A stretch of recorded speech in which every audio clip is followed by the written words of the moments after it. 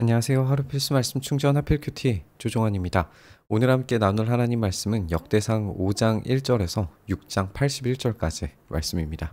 본문이 굉장히 길기 때문에 오늘 모든 이름을 다 읽지는 않겠습니다. 중요한 내용만 함께 추려서 보도록 하겠습니다. 이스라엘 장자 르우벤의 아들들은 이러하니라, 이렇게 르우벤의 족보를 소개합니다. 르우벤은 원래 이스라엘의 장자였지만 그 아버지 침상을 더럽혔기 때문에 장자의 명분이 이스라엘의 아들 요셉 자손에게 돌아갔다 설명을 하고 있습니다. 유다는 이제 왕이 나온 주권자 이 족보이기 때문에 유다가 장자의 명분을 가져갈 것처럼 보이지만 사실 장자의 명분은 요셉에게 그대로 있다라고 소개하고 있습니다. 이렇게 이 장자의 명분과 왕의 족보로서의 명분을 분리시키는 것을 볼 때에 이스라엘 사람들이 가지고 있는 이 정체성에 대해서 생각을 해보게 됩니다. 이들은 이 이스라엘로서 하나님의 선택받은 민족으로서의 정체성이 분명합니다. 이들이 가지고 있는 정체성이 그가 왕이든지 아니면 침상을 더럽혔든지 장자의 명분이 있든지 이런 게 중요하지 않습니다.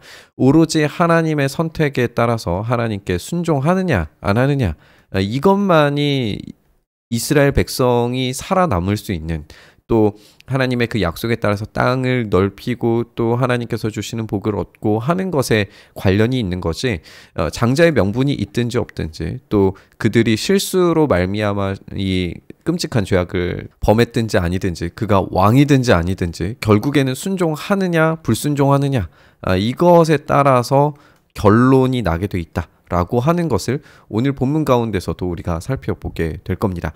이렇게 이스라엘 장자 르우벤의 아들로 이제 이 르우벤 족보가 쭉 이어지게 되는 것을 우리가 보게 되고요. 이들은 요단강 동쪽 편에 있는 사람들로서 하나님께 순종함으로 그 땅을 차지할 수 있는 이 혜택을 얻었는데, 그들이 결국에는 북이스라엘 땅에서 아수르 왕 디글랏빌레셀에 의해 사로잡히는 모습을 보게 되는데, 이들이 계속해서 동쪽으로 거주하면서 유브라데 강에서부터 광야 지경에 다다르게 되는 땅의 확장들을 경험할 수 있었단 말이죠. 그런데 그곳에서 번식하고 번영하고 하는 것과 이 사로잡힌 것이 이제 이 대비되는 이야기로 우리가 읽어져요. 다시 말해서 그들이 순종했을 때 얻을 수 있는 땅의 지경이 그들의 생각, 요단강 이 서쪽 지역에 한정되어 있는 게 아니라 정말 더 넓게 하나님께서 주시는 은혜를 얻을 수 있었다라고 하는 것을 암시적으로 보여준다라고 이야기할 수 있겠죠. 이제 갓 사람들도 등장을 합니다. 이 바산 땅에 거주하면서 살르가까지 다다랐다. 여기에 이제 바산 땅 북쪽에 있는 땅이에요. 그래서 살르가까지 다다랐는데 이 우두머리는 요엘이고 또 이렇게 쭉 이야기를 이어가고 있습니다. 이 이상은 유다 왕 요담 때와 이스라엘 왕 여로보암 때의 족보에 기록되어져 있다라고 하면서 바산 길르앗 또 이 사론의 모든 들에 거주하면서 그 사방 변두리에 다다랐다. 마찬가지로 이들도 땅이 확장되었다라고 하는 개념을 우리가 볼 수가 있어요. 르우벤 자손과 갓사람과 므낫세 반지파에서 나가 싸울 만한 용사, 능히 방패와 칼을 들며 활을 당겨 싸움에 익숙한 자는 44,760명이다. 이렇게 소개를 하면서 이들이 전쟁을 할 수 있는 충분한 능력이 있었고, 그들이 하갈 사람과 여두르와 나비스와 노다합과 싸우는 중에 도우심을 입었으므로 하갈 사람과 그들과 함께 있는 자들이 다 그들의 손에 패하였으니, 이제 그들이 왜 패하였는지, 이방 사람들이 왜 패했는지, 그 땅을 어떻게 얻을 수 있었는지에 대해서 앞에서 나눴던 이야기들과 함께 종합해서 어떻게 땅을 얻을 수 있었는지를 설명하는데, 그들이 싸울 때에 하나님께 의뢰하고 부르짖음으로 하나님이 그들에게 응답하셨기 때문입니다. 이들은 하나님께 의뢰하고 부르짖음으로 전쟁의 승리를 얻습니다. 그리고 땅을 얻고 그 가운데에서 이 풍요를 또 풍성함을 누릴 수 있었던 거죠. 이들이 불순종의 어떤 모습들을 보여주고는 하지만 그럼에도 불구하고 이들이 함께 연합하여서 의뢰하고 부르짖는 것, 그것으로 말미암아서 하나님께서 약속하신 것을 반드시 허락하신다라고 하는 데에는 전혀 문제가 되지 않는다는 거예요. 그들이 어떤 시작을 가졌든지 어떤 환경에 놓여져 있든지 그게 중요한 게 아니라 하나님께 의뢰하고 부르짖는 것, 이게 핵심이라는 겁니다. 이제 므낫세 반지파 자손들이 그 땅에 거주하면서 그들이 번성하여 바산에서부터 바알 헤르몬과 스닐 헤르몬산까지 다다랐다. 이 헬몬산까지 지경이 넓어졌다라고 하는 것도 우리가 주의 깊게 생각을 해봐야겠죠. 그래서 영역 그들이 처음 이제 누리려고 했던 땅보다 훨씬 더 넓은 땅들을 차지하고 있다는 것도 우리가 생각을 해볼 수 있어요. 그들의 족장은 에벨과 이시와 엘리야 뭐 이렇게 유명한 족장들, 용감한 자들 이렇게 소개되고 있고, 그런데 이들이 이렇게 놀라운 은혜와 혜택으로 전쟁에 승리하면서 땅을 넓혔지만 그들이 하나님께 범죄하여 하나님이 그들 앞에서 멸하신 그 땅의 백성의 신들을 간음하듯이 섬겼을 때 이스라엘 하나님이 아수르 왕 불의 마음을 일으키시며 아수르 왕 디글랏빌레셀의 마음을 일으키심에 르우벤과 갓과 므낫세 반지파를 사로잡아 할라와 하볼과 하라와 고산 강가로 옮기신지라 그들이 오늘날까지 거기에 있다라고 이렇게 소개하고 있습니다. 따라서 이들이 왜 멸망했는가? 아까 이제 르우벤 지파 이야기하면서도 잠깐 등장을 했습니다만 아수르 왕에게 이렇게 땅을 빼앗기고 다른 곳에 이주할 수밖에 없었던 이유, 땅에서 쫓겨나게 된 이유가 뭐냐? 결국에는 하나님을 의뢰하고 신뢰하지 못하고 우상숭배에 빠진 것.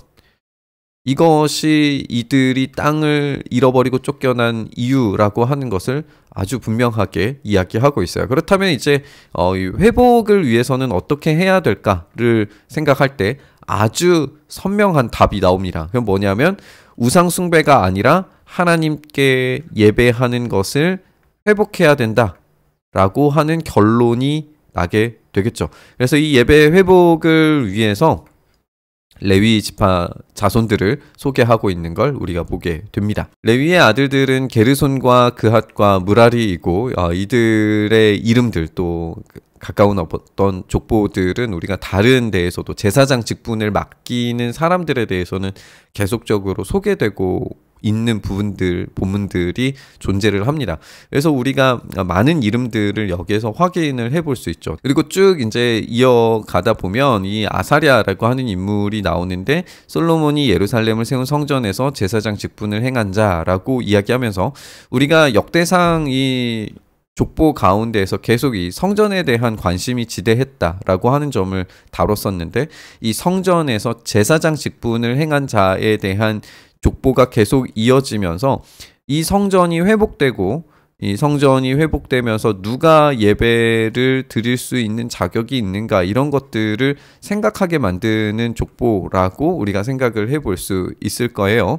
여호와께서 느부갓네살의 손으로 유다와 예루살렘 백성을 옮기실 때에 여호사닥도 갔다. 그러니까 이 대제사장 직분을 맡은 자가 누군지 그 계보가 누구였는지도 확인을 할 수 있는 거죠. 언약궤가 평안을 얻었을 때에 다윗이 여호와의 성전에서 찬송하는 직분을 맡긴 자들은 아래와 같다라고 이야기하면서 이 언약궤가 평안을 얻었을 때 이 성전에서 있었던 이 예배를 추억하는 장치가 되겠죠. 그래서 그 계보들 찬송하는 직분 찬양대에 대한 이야기도 이어지고 있는 걸 보게 됩니다. 이제 조금 더 지나서 아론과 그의 자손들은 번제단과 향단 위에 분향을 하며 제사를 드리며 지성소의 모든 일을 하여서 하나님의 종 모세의 모든 명령대로 이스라엘을 위하여서 속죄를 합니다. 아론의 자손들은 이러하다라고 하면서 이제 아론 자손의 족보를 다시 한번 소개를 하고 있고요. 이것은 대제사장의 역할을 했던 사람들에 대한 이름들이니까 우리가 아까 살펴봤던 것처럼 성전의 회복과 복귀에 대한 생각을 여기에 담고 있다라고 살펴볼 수 있을 것 같습니다. 그들이 거주한 곳은 사방지계 안에 있으니 그들의 마을은 아래와 같다라고 하면서 레위 지파가 머물렀던 성들에 대해 소개하고 있어요. 그러니까 이들이 제대로 된 기능, 예배에 대한 기능이 올바르게 수행되었을 때에 이들이 사방 지계 안에서 넓은 땅을 차지하고 있다라고 하는 점이 연결되어져 있다는 걸 알 수가 있어요. 그래서 하나님께 아까 살펴봤던 것처럼 하나님께 구하고 의뢰하고 하나님의 도우심을 얻었을 때에 그들이 넓은 땅을 얻게 되는 걸 알게 됩니다. 그래서 이 예배라고 하는 것은 단지 어떤 의식의 차원이 아니라 하나님께서 역사하시는 실제적인 사건 으로 경험이 되는 거죠. 그렇기 때문에 레위인들이 예배가 온전히 이루어지도록 해야 그들이 약속받은 그 땅을, 그거보다 더 넓은 땅을, 또 그 민족들을 얻을 수 있다라고 하는 걸 보여주게 되는 겁니다. 이들이 유다 땅의 헤브론, 또 그 여분네의 아들 갈렙에게 준 땅들, 아론 자손에게 도피성을 준 것들, 또 베냐민 지파 그앗 자손의 남은 자에게는 므낫세 반 지파, 게르손 자손에게는 이사갈 지파, 이렇게 각각의 지파들과 땅들을 소개를 해주면서 그들이 머무르는 이 땅들이 얼마나 넓었는지에 대해서도 우리가 살펴볼 수 있습니다. 그래서 레위 지파 사람들이 각각의 지파에 어떻게 흩어져서 자리를 잡았고 그 안으로 들어가서 풍요로운 땅을 얻었는지에 대해서 우리가 살펴볼 수가 있는 겁니다.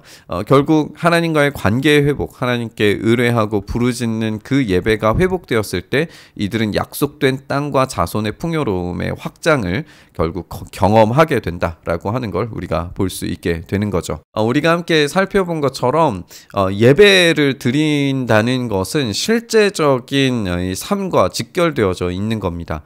그들이 참되게 예배했을 때 그들이 약속받은 땅과 민족, 자손에 대한 복을 풍성하게 누리고 경험하게 되고, 어떠한 적들이 있더라도 정복하고 또 다스릴 수 있는 힘과 능력을 얻게 되지만, 그들이 우상 숭배에 빠졌을 때, 잘못된 예배를 드릴 때, 예배가 사라졌을 때에 이들이 경험하게 되는 것은 그 땅을 잃어버림과 그들이 포로로 끌려감과 아주 비참한 인생을 살게 된다라고 하는 것을 보게 되는 거죠.